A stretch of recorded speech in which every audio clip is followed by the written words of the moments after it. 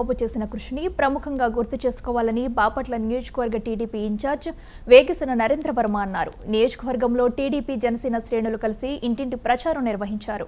ఈ కార్యక్రమంలో వేగేసిన నరేంద్ర పాల్గొన్నారు. టీడీపీ జనసేన ఉమ్మడి మేనిఫెస్టోను మహిళలకు వివరించారు. ఈ కార్యక్రమంలో నరేంద్ర వర్మ మాట్లాడారు. మహిళా సాధికారతకు నిలువెత్తు రూపం టీడీపీనే అని చెప్పారు.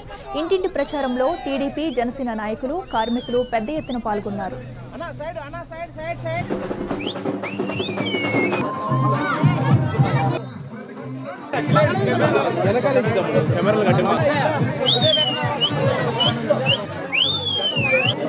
ప్రతి ఇంటికి తెలుగుదేశం పార్టీని తీసుకువెళ్ళాలి, తెలుగుదేశం పార్టీని బలోపేతం చేయాలి.